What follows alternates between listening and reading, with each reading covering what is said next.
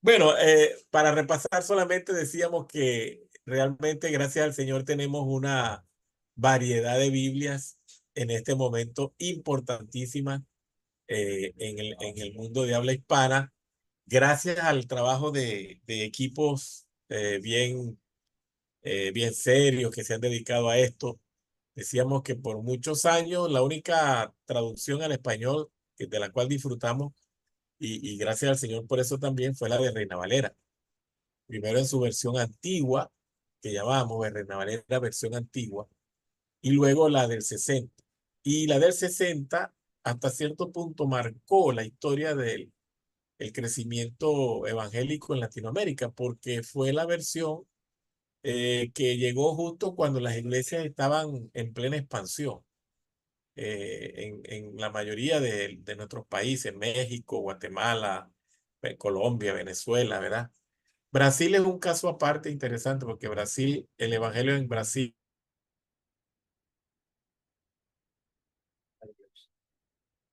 aumentó, se fortaleció muy temprano.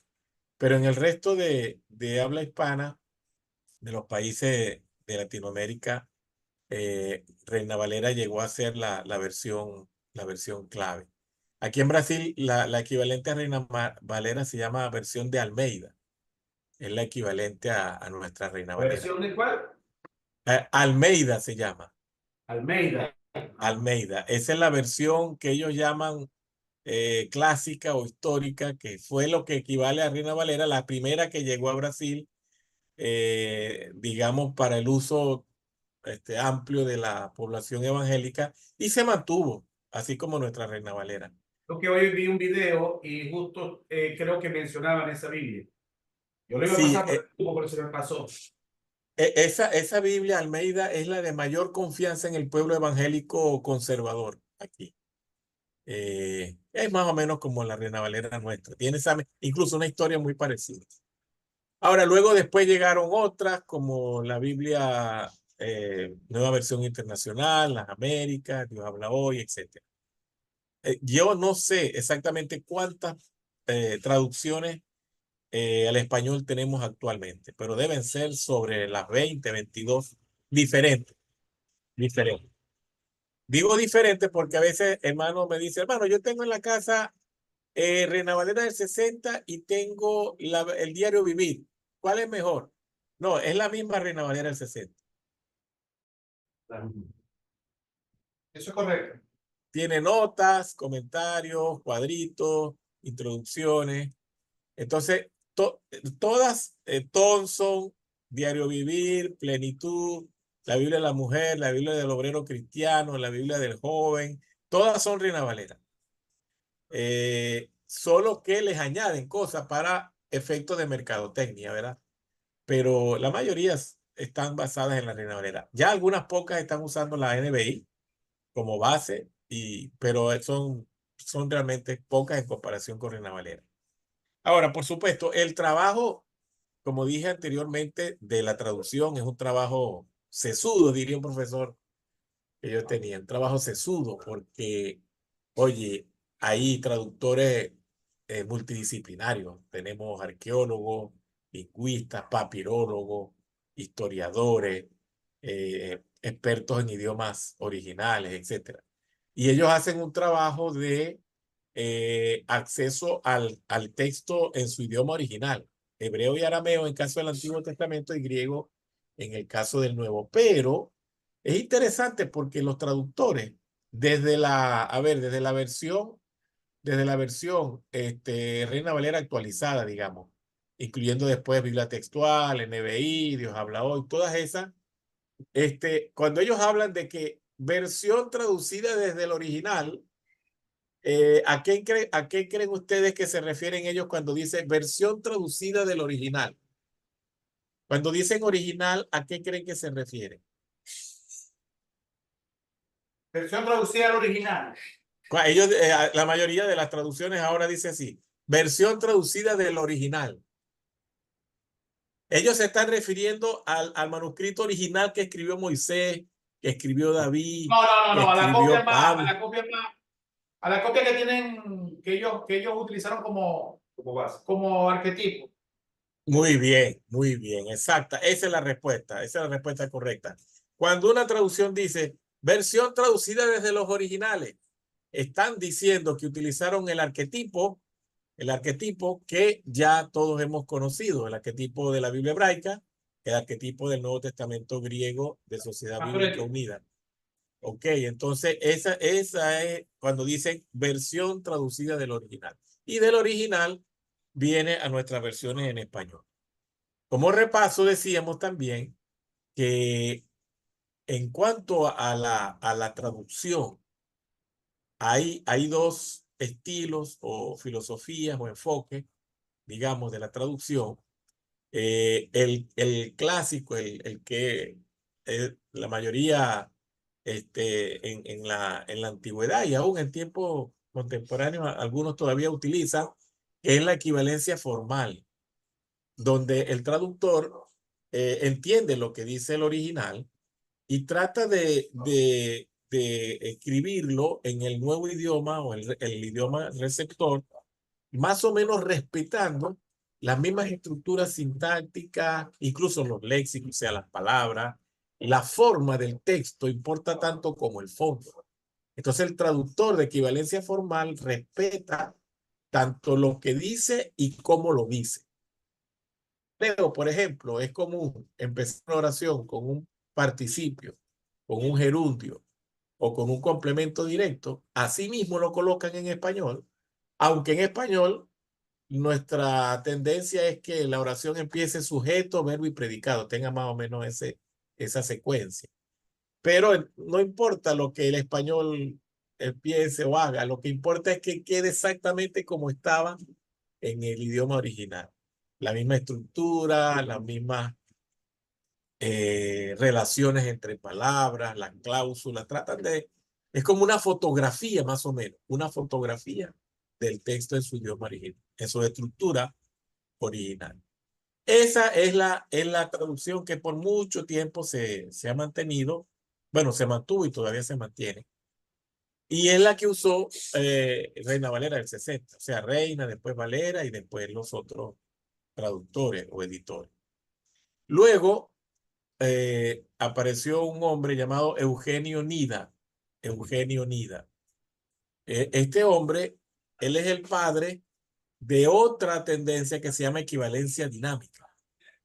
Que la equivalencia dinámica dice que, ok, está bien, vamos a entender lo que dice el original, pero cuando lo vamos a traducir, no lo vamos a traducir en la misma estructura, secuencia, la forma como está ese texto construido, ¿no? Sintácticamente en el original, no lo vamos a poner así en el idioma receptor.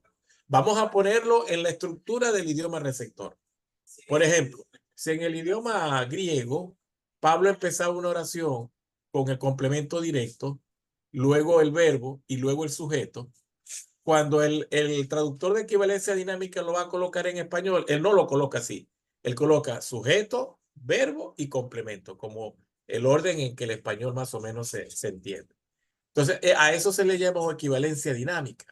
¿Qué pasaba con la equivalencia dinámica? Que a veces tenía que reparar el texto, porque por ejemplo en el original no había ciertas palabras como que ya el lector sabía y el autor las suplía, las colocaba como una especie de refuerzo al texto receptor. Héctor, hermano, ¿quieres comentarnos o preguntar algo? Adelante. Entonces es como que en el caso de la equivalencia dinámica es como que se da preferencia a un arreglo sintáctico más cercano a la lengua de los que de los que van a leer esa versión, pues, ¿no? Esa traducción. Perfecto, Héctor. Oye, mejor no lo pude haber dicho, hermano. Esa es la idea. El traductor de equivalencia dinámica prefiere que el lector lea bien. El por ejemplo, traductor. Ajá, adelante, Kelvin. por ejemplo, en el libro de Josué, en los últimos capítulos, cuando Josué dice, yo y mi casa serviremos al Señor. Ya las nuevas traducciones dicen, mi casa y yo serviremos al Señor. Ah, ¿no ves? Ahí está. Arreglando. Ahí ellos están respetando una formalidad que en la lengua hispana más o menos se mantiene, que no es colocar el yo primero, sino el yo va después. Ese sería un buen ejemplo. Y así sucesivamente. Entonces, esa filosofía agarró fuerza. Al principio fue cuestionada, hasta rechazada en un primer momento. Pero después, oye, la gente la fue comprando en Estados Unidos, en Europa, y ya después, bueno, ya prácticamente es la mayoritaria, la equivalencia dinámica, por encima incluso de la formal. Todavía la traducción formal está, especialmente en ciertos ámbitos judiciales y cosas así, pero ya la gente cuando va a traducir, de hecho, los traductores de inteligencia artificial, no sé si han utilizado alguna inteligencia artificial para traducir un texto, ellos te dan varias posibilidades. ¿Cómo lo quieren? Formal, dinámico, o no sé qué, ¿ve? Entonces tú eliges el tipo de traducción que quieres. Entonces tú dices, no, dinámico. Uy, es un texto totalmente diferente, más fluido, etcétera. Si dice formal, oye, el texto es bien riguroso, bien. Y así, entonces ya incluso ha entrado en ese mundo. Bueno, ahora, fíjense algo interesante. Eh, cuando nosotros tratamos de establecer el universo de las traducciones al español dentro de esta línea, vamos a encontrar algo como esto.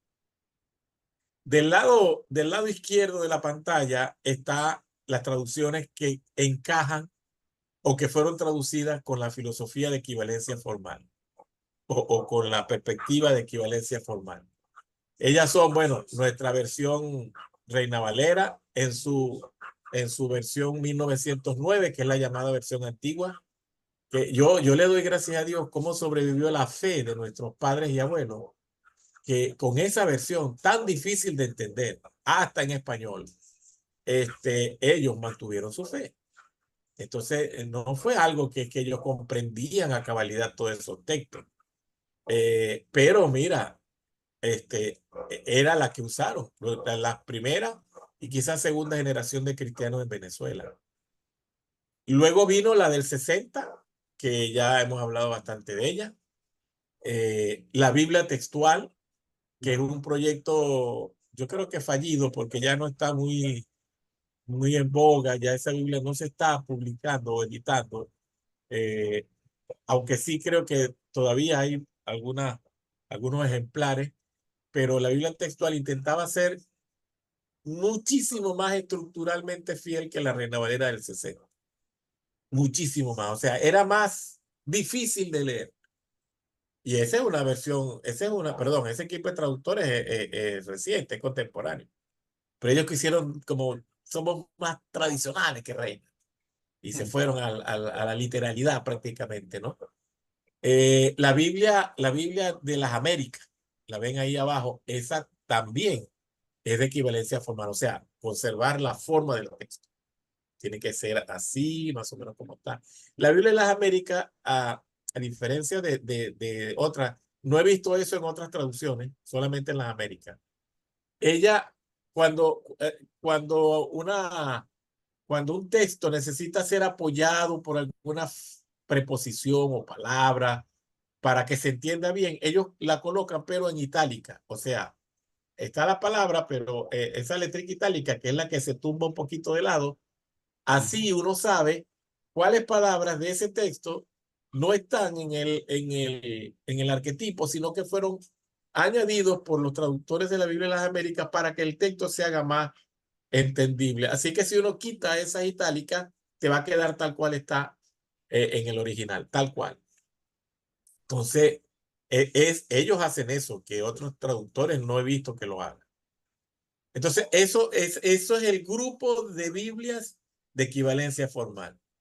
Ahora, avanzando un poquito hacia la derecha, vamos a encontrar la Reina Valera actualizada, que es basada en la Reina Valera del 60, pero modificaron bastante el aspecto sintáctico. Ahora es más legible todavía, más entendible todavía que la Reina Valera del 60, especialmente la estructura gramatical o la sintaxis, mejor dicho. Es más fácil de leer, es como más amable la lectura. Pero no llega a ser todavía dinámica, pero avanzó bastante. Luego, si seguimos en la línea, nos encontramos con la NBI. Ustedes se dan cuenta que está en el medio, más o menos, porque la... ¿Ah? Semiformal y semidinámica. Exactamente, ni chicha ni limonada. Pero eso es una gran ventaja, porque teniendo un sabor más dinámico, todavía conserva mucha de la estructura del original. O sea, es una cosa interesante. Ellos trataron de respetar al máximo lo que se podía respetar de la estructura gramatical y sintáctica del original, incluso léxica, porque a veces dejan colar ciertas palabras antiguas que ya no se entienden mucho en el español de hoy, pero cuando tú lees la NBI y la comparas con la Reina Valera del 60, tú ves una diferencia, un sabor distinto. Notas que la NBI se lee con mayor fluidez y esa es la idea de los traductores. Luego, si avanzamos un poco más a la derecha, nos vamos a encontrar con la Dios habla hoy, que se parece mucho a la NBI, pero fueron un poquito más osados y ahí sí que ellos no tomaron tan en cuenta la estructura sintáctica de los originales, hebreo, arameo y griego, sino que, mira, entendemos lo que dice el original y tratamos de decirlo en buen español, en buen español. Entonces, se fueron un poquito más allá, pero siempre manteniendo el respeto por el idioma original. Ahora, si nos vamos un poco más allá, y ahora sí estamos entrando en un terreno, yo diría un poco hasta peligroso, un poco, porque, por ejemplo, Palabra de Dios para Todos es una versión que es muchísimo más dinámica al punto de que casi es una interpretación y no una traducción. Por ejemplo, cuando Pablo dice, bueno, tengo un aguijón en mi carne, ellos dicen, tengo una enfermedad en mi cuerpo. Entonces, no me están traduciendo, me están interpretando que Pablo lo que quiso decir era que tenía una enfermedad. Ahora, ¿cómo saben ellos que Pablo se refería a una enfermedad y no a otra cosa? Por ejemplo, los judíos que lo estaban persiguiendo, o a lo mejor algún tipo de ataque espiritual de Satanás, qué sé yo, o sea, pero ya ellos me dijeron que era una enfermedad. Entonces, por eso digo, estamos en terreno prácticamente ya no de traducción, sino de interpretación. Y es muy fluido, es muy fluida, bastante dinámico. Y a veces los hermanos dicen, oye, prefiero leer la Biblia aquí porque se entiende clarito. Y es verdad, se entiende clarito. El peligro está en que ya están interpretando por mí, están interpretando por mí. Y esa no es la idea.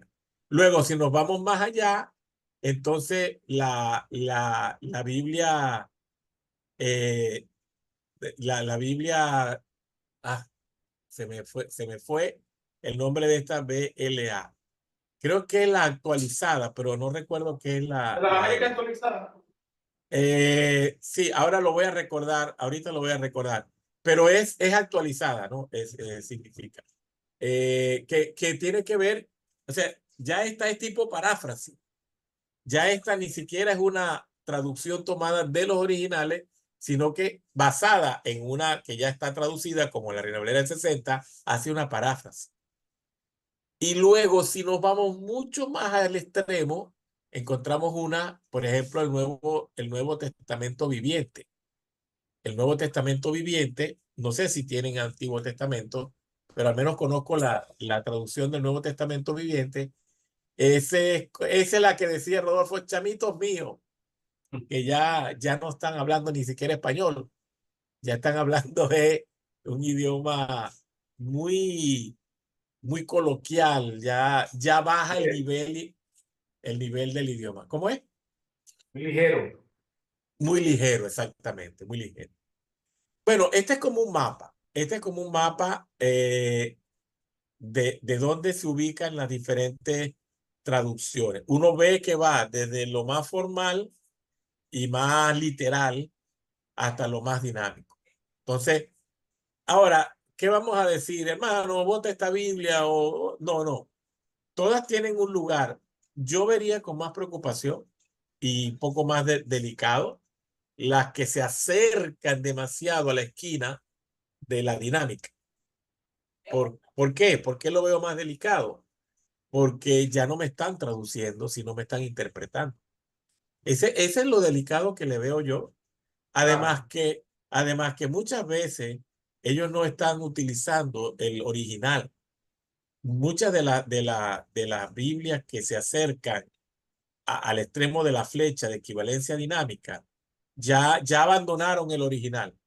Ya no usan el arquetipo, ya no usan el texto base, porque incluso muchos de los equipos que trabajan en estas paráfrasis no saben ni griego ni hebreo.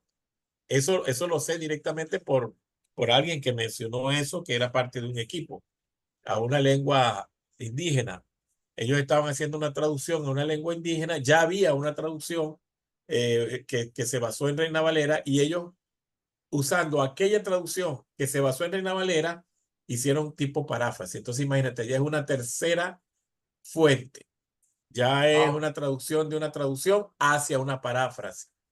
Ahora, ajá, adelante, Kelly. Casualmente yo tengo un hermano en la fe, que está trabajando con una traducción al Yupa. Ok. Oye, yo no le he preguntado a él, pero le voy a preguntar si ellos están utilizando ya una traducción en español para llevarla al Yupa o están traduciendo del hebreo al Yupa. Oye, muy buena pregunta, muy buena Porque la pregunta. verdad que sería un poco complejo, porque tendría que saber hebreo o sea, tendría que manejar los idiomas originales que fueron escritos y el Yupa. O sea, la verdad que es bastante complejo. Sí, sí, es complejo.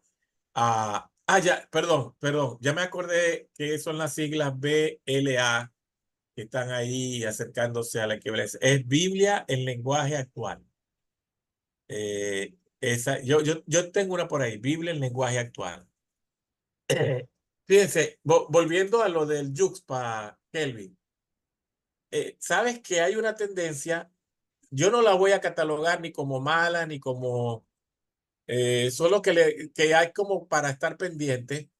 Hay una tendencia de traducción a las lenguas indígenas en este tiempo que no necesitan de personas que sepan los originales, sino una persona de la tribu que maneje bien el idioma de la tribu, que también hable español, en el caso nuestro, por ejemplo, aquí en Venezuela y en otros países hispanos, que hable bien español, que hable bien, en este caso, el yuxpa, y que tenga un pastor o alguien que conocedor de la escritura, que tenga algo de formación teológica, que sirva de consultor, y puede ser más de uno, dos, tres consultores, para que ayuden a este indígena que maneja las dos lenguas a hacer una especie de traducción que es como popular, para, para, para por lo menos que tengan una palabra allí referencial en cuanto a la Biblia. Entonces, traducen porciones,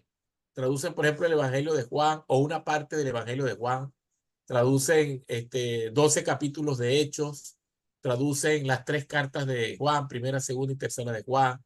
Así, son proyectos de traducción cortos y de esa manera no tienen que invertir tantos miles de dólares en una traducción, que si tuvieran que contratar un equipo de eruditos que sepan las lenguas originales, que sepan de cultura, de etnia, de sociología, de antropología, oye, tendrían que desembolsar un dinero muy grande.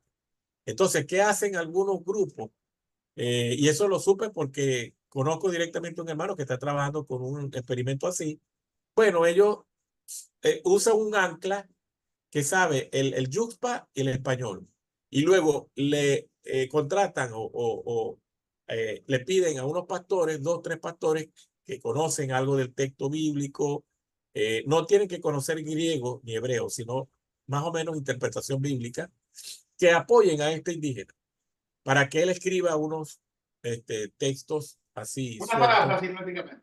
Es como una paráfrasis, exacto, porque son textos populares realmente, son textos populares. Ahora, esto se está haciendo mucho. En Colombia, por ejemplo, supe de un congreso grande donde fueron miles de traductores con ese sistema. Y se está aplicando porque es más rápido, es más económico, es más, Más práctico. ahí más práctico. Entonces no quiero, ¿verdad? Caer en eso no, hermano, eso no debe ser. No, pero sí colocar un ojo ahí porque traducir no es algo tan sencillo. Pero el hecho es que estamos hablando de la palabra de Dios. Y que no se trata de lo que, oye, yo piense o tú digas, un pastor por allá piense, sino que yo quiero ser fiel a lo que el texto dice, a lo que el texto dice. Entonces, pero se está usando mucho eso, Kelly. Así que eso me recordó lo que me dices de Héctor. Adelante, hermano.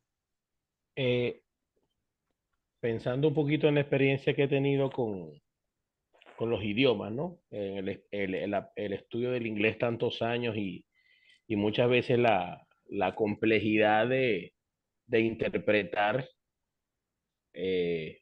cosas dichas en un idioma a otro idioma, que es la parte de la oralidad, o traducirla, que es ya tener el documento escrito.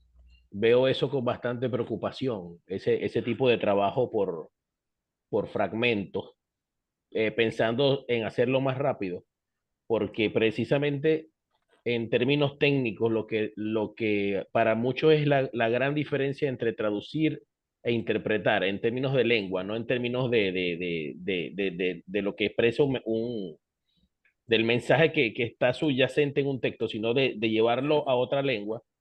Este, la gran ventaja del que traduce, a diferencia del que interpreta, que es el que lo comunica en forma oral al instante, es que tiene más tiempo para tú hacer una revisión. O sea, tienes más tiempo para revisar las palabras, hacer un estudio un poco más profundo. Entonces, hacer una traducción rápido, con fines de que, mira, lo importante es que la gente lo lea, o no sé si haya de por medio algunos fines más bien económicos, porque tienes una población cautiva allí que está esperando una versión en su lengua. Oye, eso expone realmente a quienes lo hacen y a quienes van a leer esas versiones, expone a algunos errores, a unos posibles errores de interpretación, algunas omisiones. Y el texto bíblico de añadirle algo o quitarle algo cobra bastante vigencia en esos casos, porque tú dices, bueno, ¿qué principios esenciales o qué enseñanzas bíblicas esenciales puedan verse afectadas simplemente por el hecho de hacer una traducción un poco más rápida? Sí, tal cual, es verdad. Interesante eso. Y no lo Samuel, había. y estaba pensando, sí, y qué curioso, ¿no?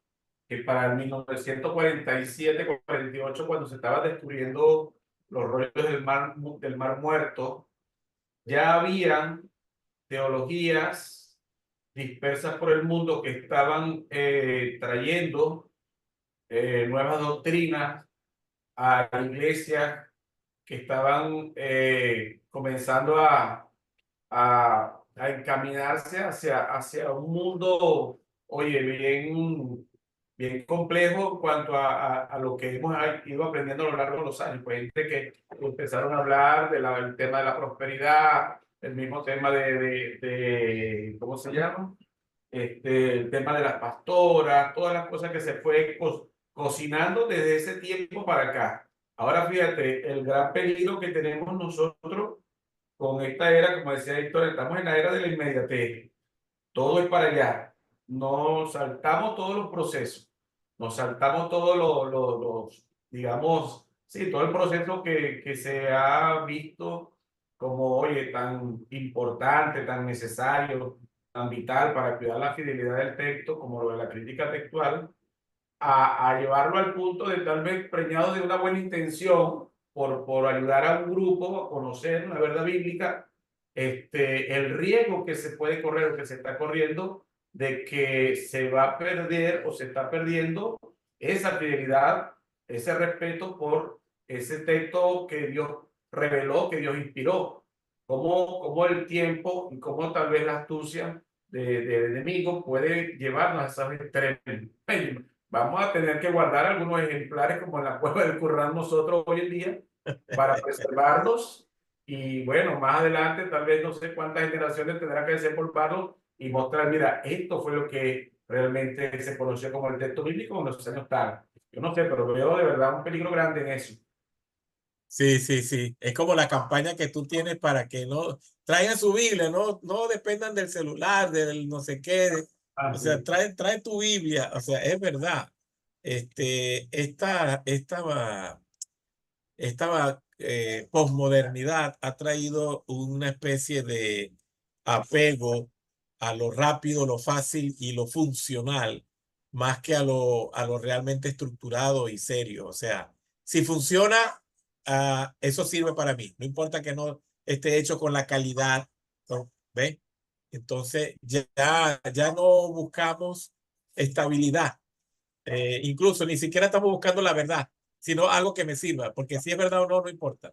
Y eso ya es peligroso, ya estamos rayando en el tema del conformismo y el funcionalismo que llaman. Si funciona, me sirve, aunque no tenga el control de calidad que debe tener. Y es Fíjate, Samuel, cierto. en la clase que tuve con los muchachos de la escuela de siervo, ¿no? Hubo una persona que llevó una información la cual no filtró bien, ¿no? Él dijo, ve, como estábamos hablando acerca del ministerio de Jesús, él dijo de que en la Biblia, que en los originales no había, la palabra milagro no existía, sino sanidades, señales y liberaciones, por decirlo algo así, digo. Que la palabra milagro fue una palabra que utilizó la Vulgata, el traductor de la Vulgata, y esta se utilizó en el resto de las traducciones. Y le dije, pero es que ninguna de las otras traducciones, o sea, lo que tiene que ver con Reina Valera del 60, con NBI, con Dios habla hoy, tomó la Vulgata como texto base. Entonces, mi hermano, Eh, esa información hay que filtrarla porque esa información que estás trayendo no es real. Pues. Entonces, hay que... Pero fíjate, esto lo sé yo, producto de lo que estamos estudiando ahorita. Muy bien. Uno pudo detectar que había una información que no era real, definitivamente. Exacto, esa vez. Fíjatelo, ahí otra vez volvemos al punto. Oye, la importancia de hacer las cosas bien. O sea, traigo la información porque a lo mejor la leí en una página de Google o en un blog o alguien que la mencionó y sin corroborarla la traigo. Bueno, ahí estabas tú que más o menos maneja ahora mejor esta información y dice, hermano, no, ahí hay un punto que no coincide. Reina Valera no se pegó a la Vulgata, ni NBI, ni las traducciones que estamos usando ahorita, y ellas tienen la palabra milagro. Entonces, ¿de dónde la sacan ellos? Esa simple pregunta te desmorona el argumento. Ahora tengo Sí. que ir otra vez a buscar de dónde yo saqué la información y corroborarlo, en este caso con los originales.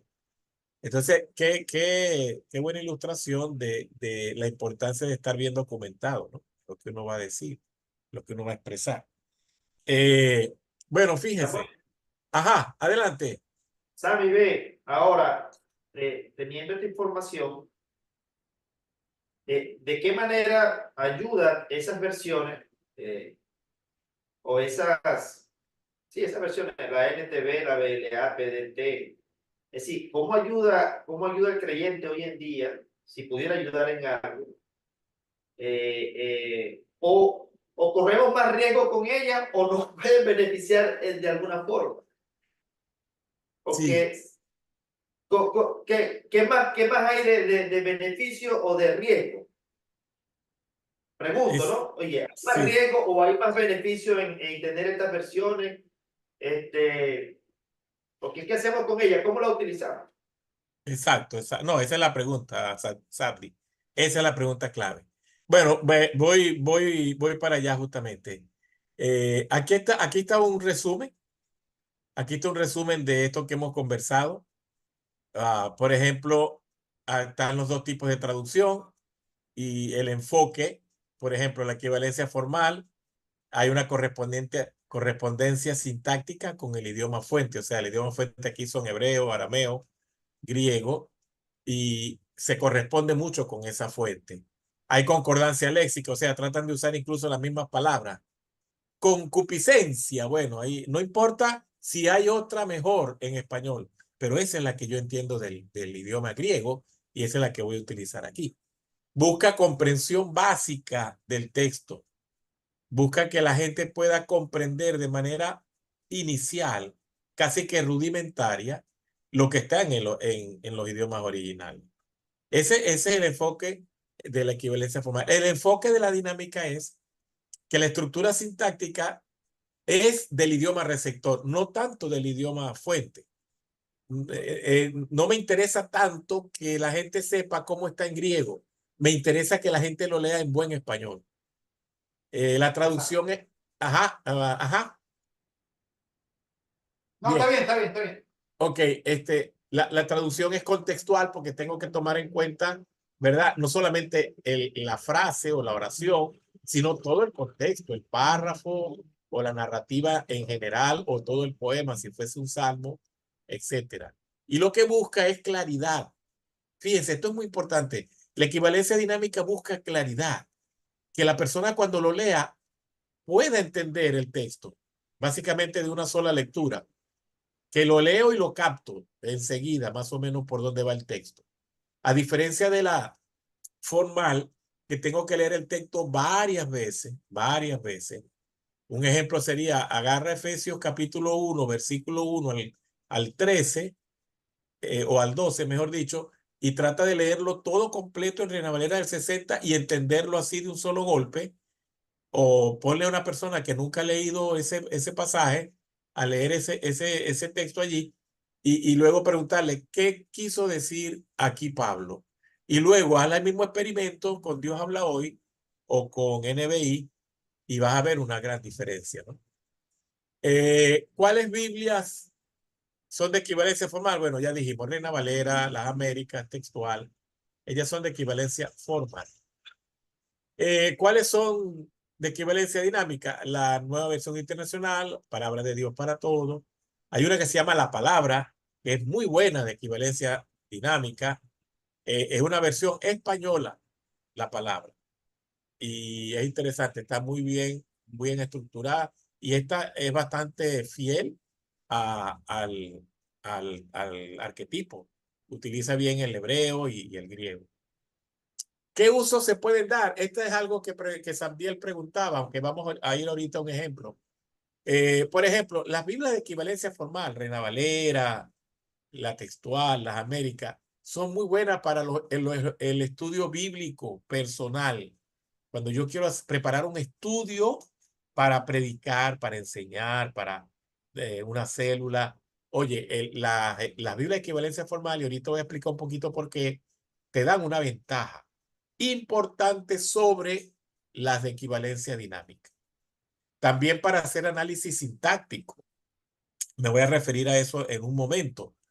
Para hacer una diagramación. No sé si tuvimos la oportunidad nosotros en algún momento de hablar de lo que es la diagramación. Creo que en algún momento sí Sí, en los tocamos cursos este tema. de predicación Ok.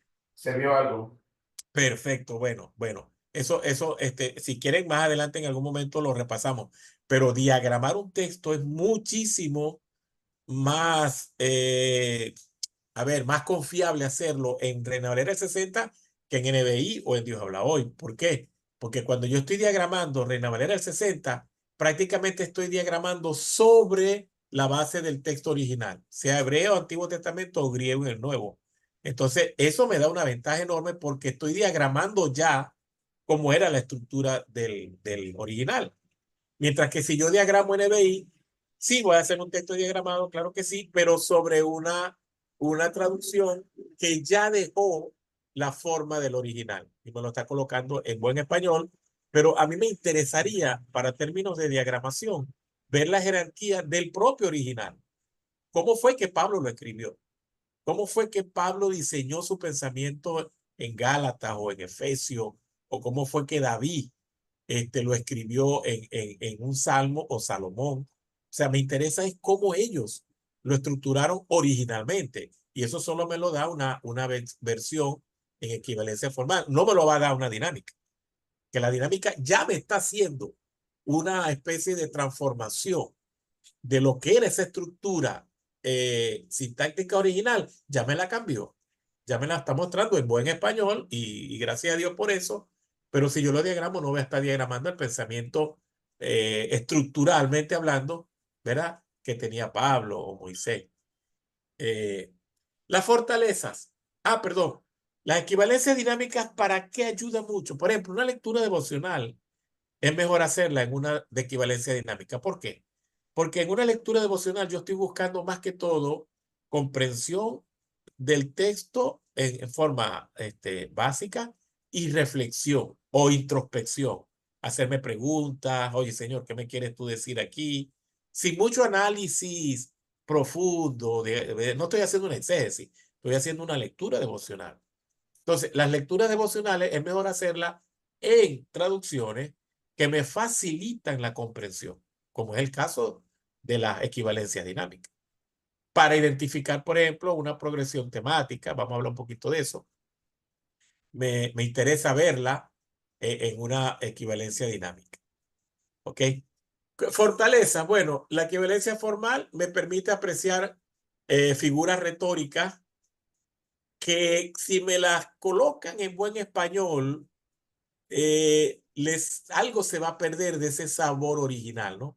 Por ejemplo, como el ciervo brama por las corrientes de las aguas.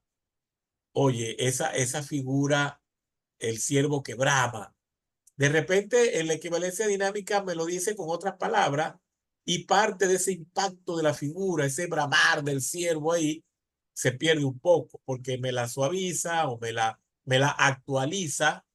Ajá, así como los venados tienen mucha sed.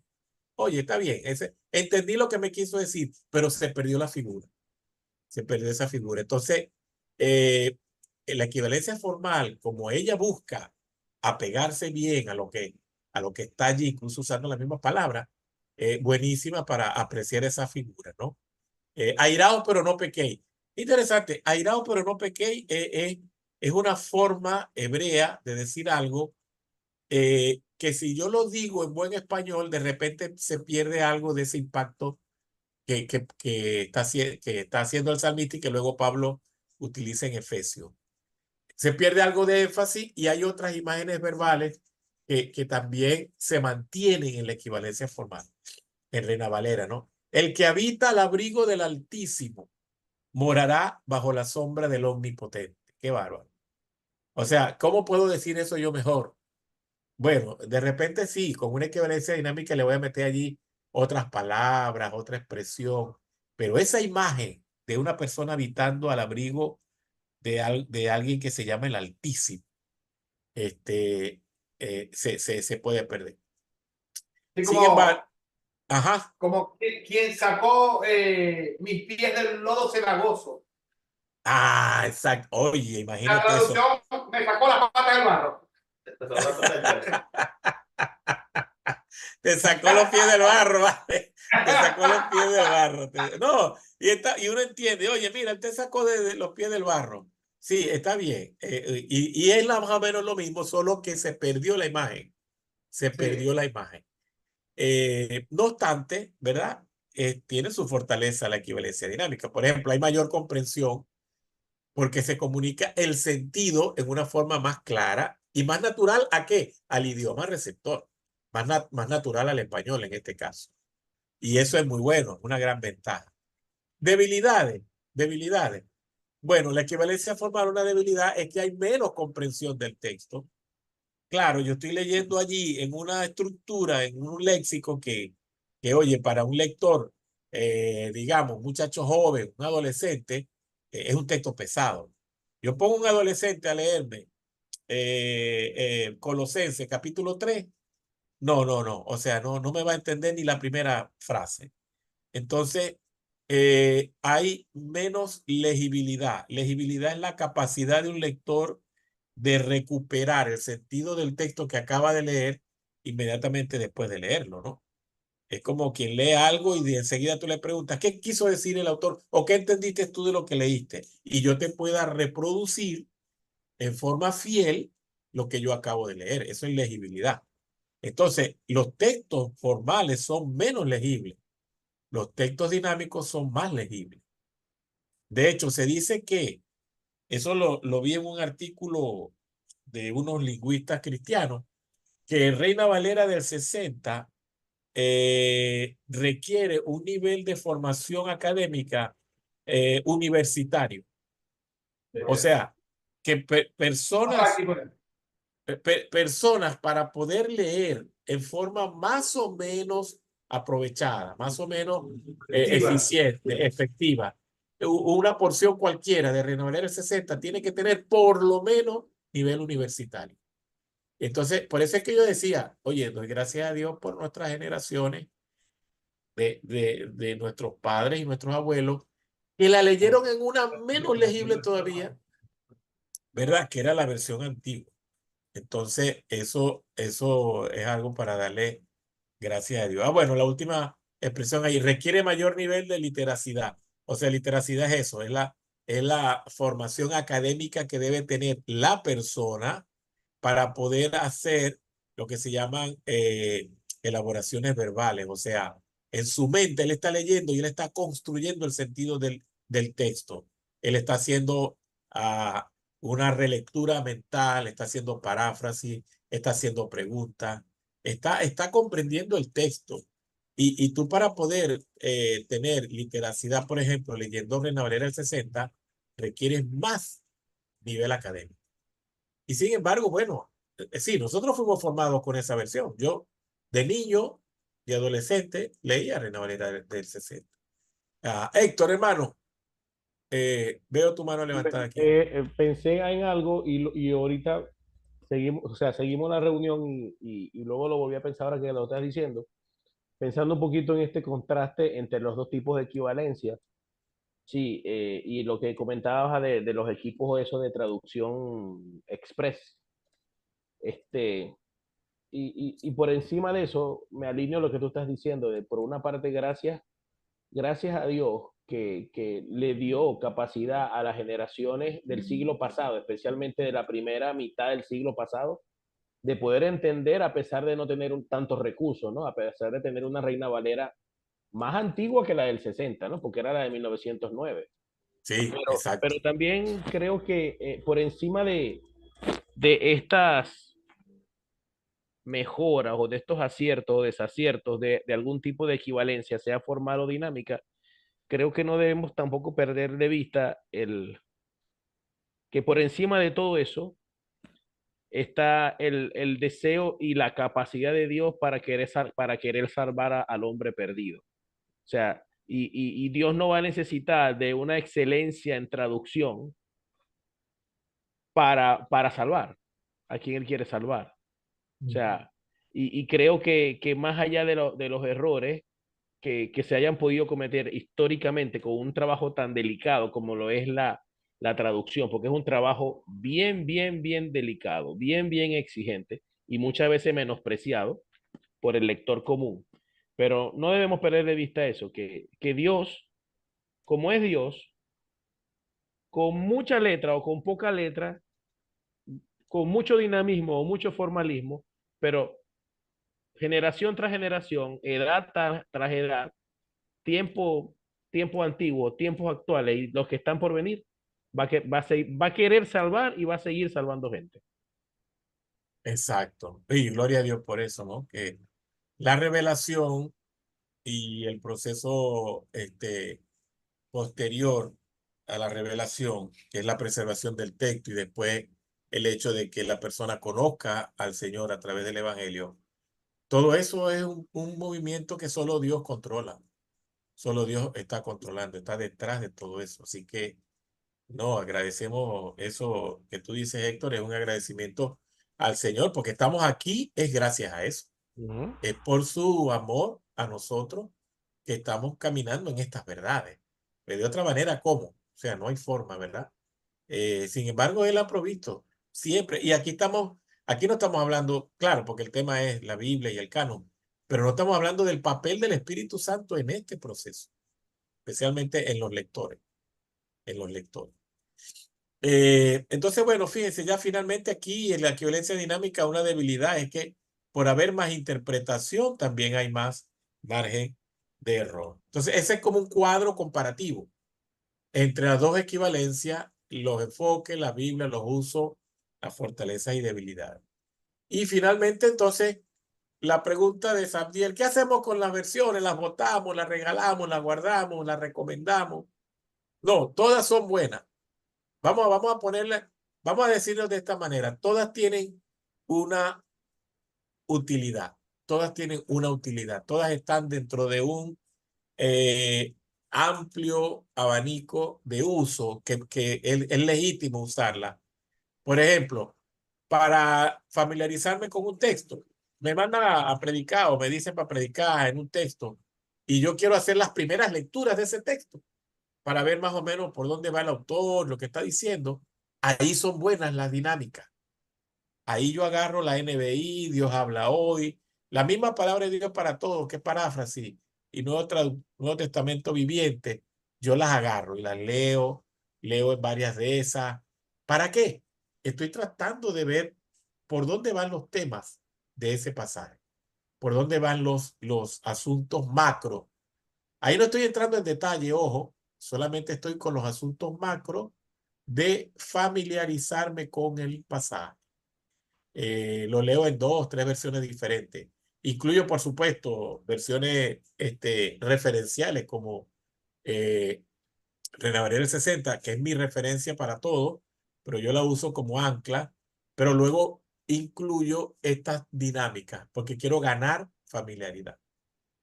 Si yo quiero ver más sobre el tema, cómo va el autor ordenando sus ideas, también las dinámicas son excelentes para eso. Cómo él va desarrollando su tema, qué dice primero, qué dice después, si pone un ejemplo, si hace una pregunta, si coloca un contraste. Eso me gustan las dinámicas porque lo hacen muy bien, realmente. Ahora, ya voy entrando en una parte más seria. Ya me estoy poniendo más serio, ahora sí busco lápiz, papel, ok, ahora voy en una forma más. Ahora quiero hacer un análisis estructural, que allí incluyo elementos de sintaxis, elementos de diagramación, elementos de gramática. Ahí me quedo con las formales. Reina Valera del 60, Biblia de las Américas, Biblia textuales. Y la razón por qué, como dije anteriormente, ¿verdad? En la otra lámina, cuando mencioné que para análisis de tipo estructural mejores son las equivalencias formales, es porque ellas me están reproduciendo una estructura del idioma original. Es como Pablo escribiendo en español, vamos a decirlo así. Pablo no sabe hablar bien español, pero él, en su perspectiva como un hombre del Imperio Romano, helénico, él va a escribir, va a tratar de escribir en español, pero con su mentalidad griega, con su mentalidad helénica. Entonces él empieza su carta. Amados hermanos en Cristo Jesús, por la fe y la confianza que yo les tengo, quiero decirles, así hablaba Pablo. Entonces, yo quiero acercarme bastante en los análisis estructurales, que son los análisis del fondo del texto, de la manera como el texto está estructurado. Oye, me quiero acercar más al pensamiento de Pablo que al pensamiento de un traductor que lo puso en buen español. Porque aquí me interesa hacer un ejercicio mental un poco más complejo. ¿Por qué Pablo dijo esto y por qué lo dijo de esta manera? Bueno, eso tendré más garantía de responder esa pregunta si hago ese análisis en mi Biblia formal, de traducción formal. Para el bosquejo exegético, igual. El bosquejo exegético, recuerden, ¿verdad? Es la manera como yo organizo las ideas del texto en forma jerárquica, pero plasmando, haciendo una fotografía de lo que el texto está diciendo. Bueno, también exactamente las versiones formales, porque quiero tener una vista, un vistazo, o en un vistazo quiero ver cómo Pablo o Pedro o Jesús o David, ellos diagramaron o esquematizaron su pensamiento.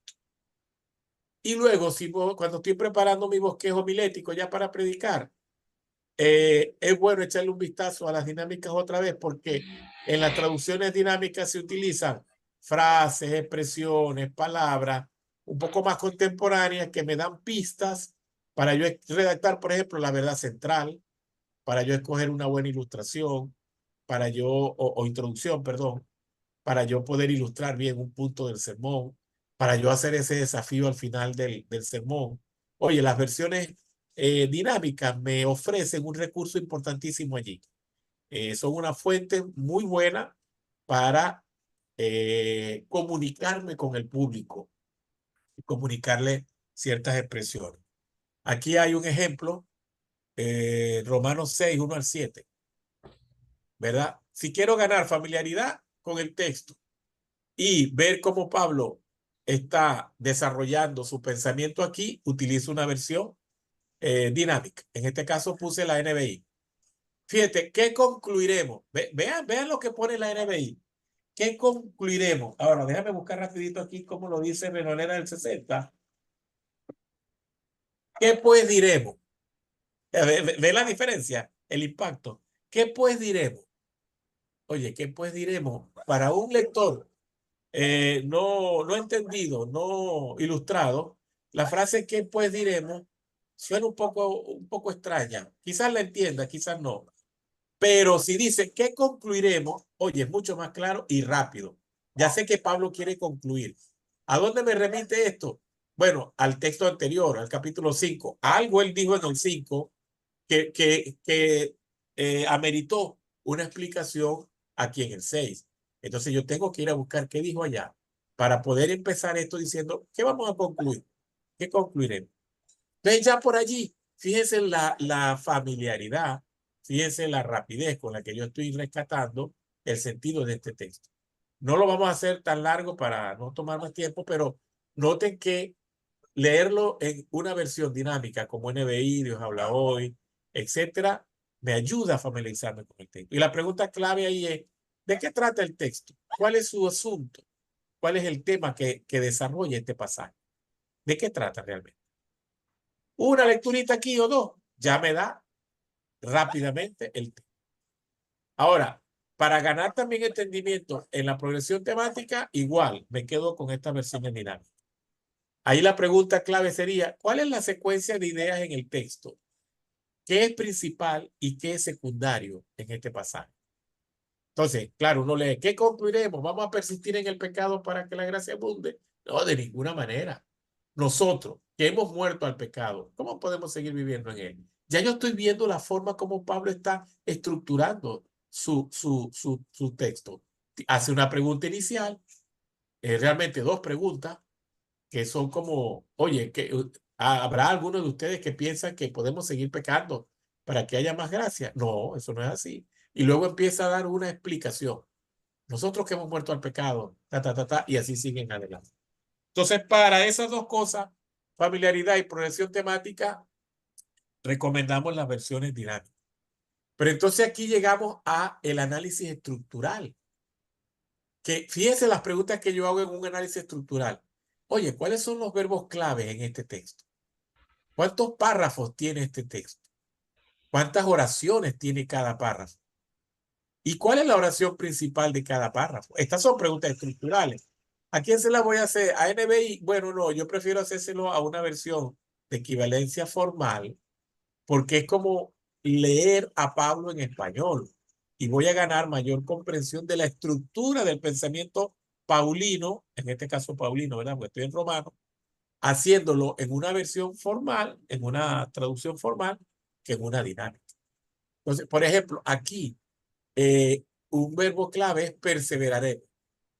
Quizás alguna más dinámica no coloca perseveraremos, pero a mí me interesa saber a qué se refiere perseveraremos.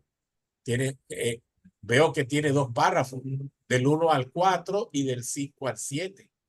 Ah, bueno, entonces yo voy a tratar de tomar estos dos párrafos como referenciales. ¿Cuántas oraciones tenemos en el primero y en el segundo?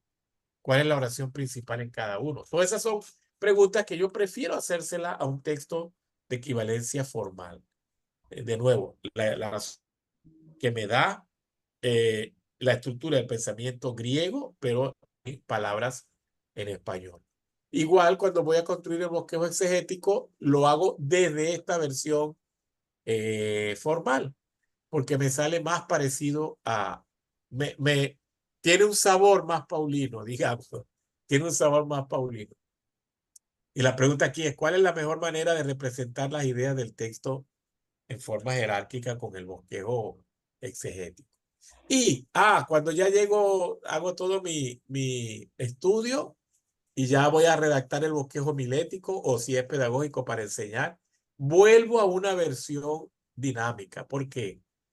Fíjense el tipo de pregunta que le hago yo aquí al texto. ¿Cómo se puede organizar mejor la secuencia de ideas para comunicarlas a la congregación?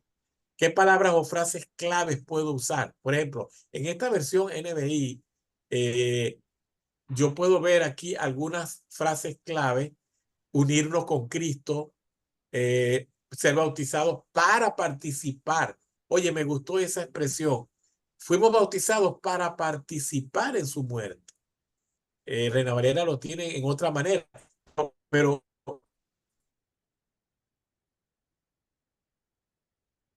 la palabra participar, oye, en mi bosquejo homilético, y así sucesivamente. Entonces, ¿cuál es la mejor forma de introducir este texto? ¿Qué desafío final puedo yo dejar a los oyentes? Siempre que uno termina un sermón, uno lanza un desafío. Si hay no creyentes, un desafío evangelístico; si es de ánimo a la iglesia, un desafío a la congregación, o un desafío doble, ¿verdad? Al que le caiga le chupa, sea en converso o no. Pero entonces yo de aquí yo puedo usar frases y palabras para construir ese desafío, porque es un lenguaje mucho más dinámico. Bien, bueno. Mira, aquí se están riendo de que tú acabas de usar un lenguaje muy dinámico para expresar lo que es el express final de un sermón. Sí. Muy Sí, sí. dinámico. No, pues es como palabra de Dios para todos, así. Muy coloquial. Exacto. Entonces, bueno, en síntesis, muchachos, fíjense que las traducciones al español, todas tienen una utilidad. Una utilidad. No es que yo voy a descartar, tírala por allá, quémala, no la uses. No, tiene una utilidad. La pregunta es dónde, cuándo y cómo la puedo usar. ¿Dónde, cuándo y cómo la puedo usar? Bueno, vamos a remitirnos a este cuadrito. Dentro de mi tarea como intérprete, como maestro, como predicador, bueno, dentro de ese proceso le abro la puerta, o sea, yo las tengo a ellas allí, y abro la puerta y dejo entrar según en qué parte de la tarea estoy. Si estoy haciendo familiaridad, si estoy buscando progresión temática, si estoy analizando estructuralmente el texto, si estoy elaborando un bosquejo. Y aquí yo solamente escogí algunas fases críticas en el proceso de estudiar un pasaje, pero hay muchas más fases. Ustedes saben, dentro de la elaboración de un sermón, por ejemplo, hay muchas más fases. Entonces, en cada una de esas fases, las versiones tienen algo que decir, tienen un aporte que dar. Yo lo quiero dejar con esta imagen, lo quiero dejar más bien con este pensamiento de que las traducciones tienen un lugar y tienen una utilidad para nosotros en cuanto a su uso, en cuanto a su manejo. Bueno, nos paramos entonces aquí.